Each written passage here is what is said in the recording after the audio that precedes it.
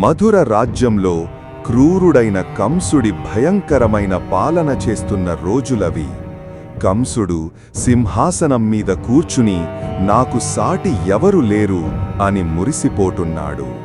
కంసుడు తన దుష్ట పాలనలో ఉన్నప్పుడే దేవకి వసుదేవుల వివాహం చాలా ఘనంగా జరిపించాడు.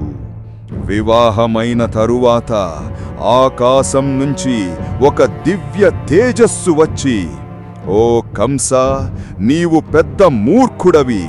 నువ్వెంతో సంతోషంగా పెళ్లి చేసి పంపుతున్న నీ చెల్లి 8వ సంతానమే నీ ప్రాణం తీస్తుంది. కంసుడి మొహం ఎర్రగా మారిపోయింది. కంసుడు కోపంగా కత్తి ఎత్తి దేవకి జుట్టు పట్టుకుని గొంతు మీద కత్తి పెట్టాడు.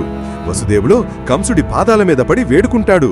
కంస, నిన్ను చంపేది ఆమె కాదు, తనకి పుట్టే 8వ సంతానం.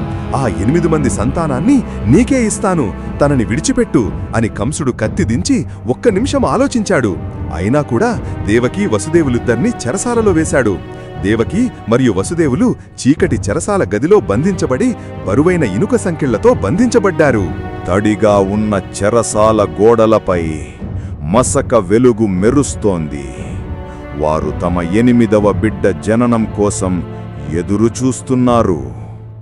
క్రూరమైన కంసుడు దేవకి యొక్క మొదటి 7 శిశువులను ఒక్కొక్కరిగా రాతి గోడకు కొట్టి చంపుతాడు.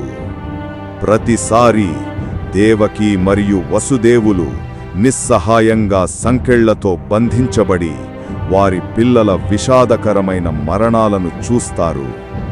కంసుడు క్రూరమైన నవ్వుతో ఉన్నాడు, కాని 8వ బిడ్డ గురించి భయం అతని హృదయంలో పెరుగుతూ ఉంటుంది.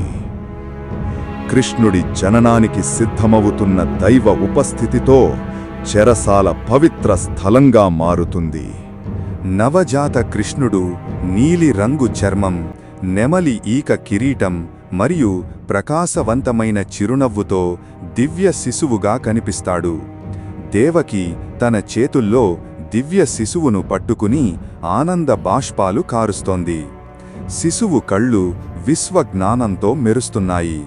వసుదేవుడు మరియు వసుదేవుల మడికట్టు నుండి బరువైన ఇనుప సంకెళ్ళు విడిపోయి నేలపై పడిపోతాయి.